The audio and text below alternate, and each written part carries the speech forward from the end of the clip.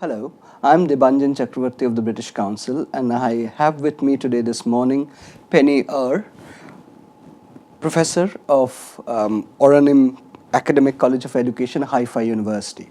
Welcome, Penny. Thank you. And thank you for giving us your time.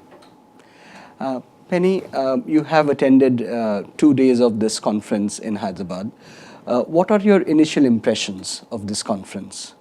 It's quite an amazing conference. I think one of the best conferences I've attended, and certainly the only one I've ever attended on focusing on teacher educators, teachers of English, which I think is extremely important because most conferences are just for teachers themselves with a small minority of teacher educators. And here the teacher educators really get focused content and discussion, and I think it's really important, and I've really enjoyed it. What do you think are the obvious benefits of a conference like this? As I said, it gives the teacher educators the content which they need to hear, which they can't hear in other conferences. It also very, very valuably gives them a lot of opportunity for networking, talking to other teacher educators from other states and from other countries, from across the world. And that's been very enriching for me because I've been talking to people not only from India but also from other countries and hearing what the issues, problems, the things that people are discussing, possible solutions. It's been great. We do have participants from 22 countries attending this conference, and of course from practically every state of India. The theme of this conference is diversity. Does that theme resonate with you professionally? Very much so, very much so. I think outside the sort of monolingual Britain and America, Australia, countries like that, I think any country, it will resonate very, very much. Here in India, it's outstandingly so. I mean, you've got something like 3,000 different languages, indigenous languages, and several official languages, plus English, and cultures to go with them. So very, very diverse community you have here. But where I come from in Israel also, we have several distinct communities, all of whom are learning English, coming from different backgrounds, different cultures, different mother tongues, and a lot of the issues which you've been discussing here certainly resonate for my situation as well. One of the things that's often comes up in discussions about English in India is English as a lingua franca. English allows people from various corners of India to come together despite their very diverse and disparate cultural, social, economic, religious, caste backgrounds. Does that have any resonance with your particular situation in Israel?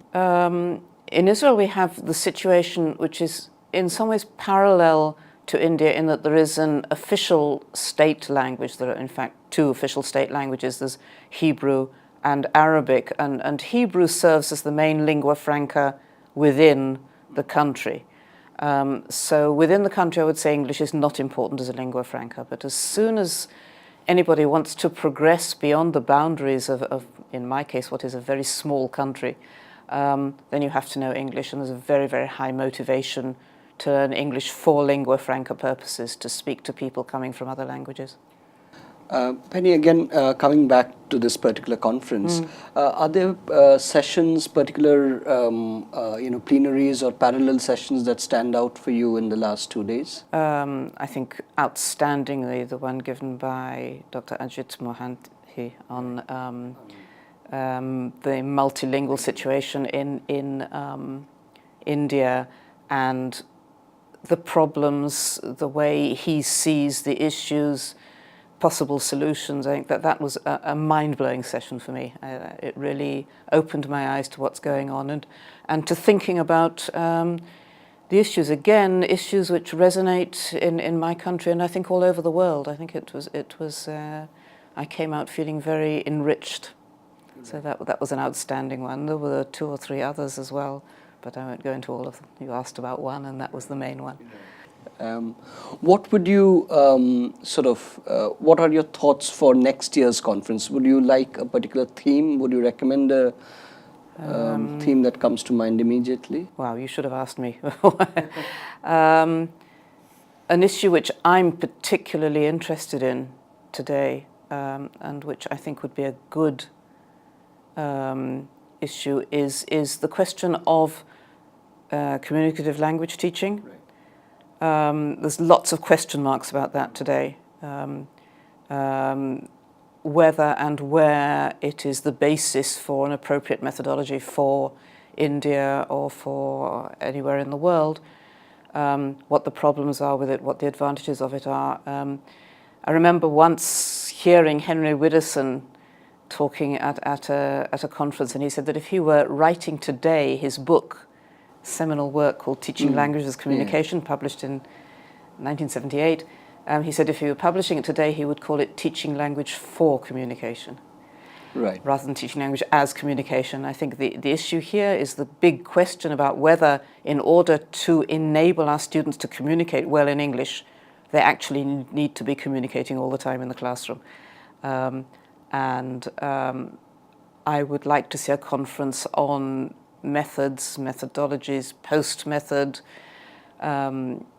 anti-method, pedagogy, all these terms, thinking about what is the best way, basically, to get students to learn English well. Right. And what are you taking away from this conference? What's one thing that, or a couple of things that you're taking away from this conference? I'm taking away with me an enormous amount of knowledge which I did not have before about the situation in India, particularly awareness, higher awareness of a lot of issues connected with diversity and respect for the other, and how to achieve this, what teacher educators in particular can do to achieve it. So that's what I'm taking away with me. And as I said before, I certainly feel much richer for having attended this conference, and I'm very grateful for having been invited. Thank you so much for taking the time to talk to us. Thank you. That we were talking to Penny, retired professor from Haifa University, Israel. Thank you very much.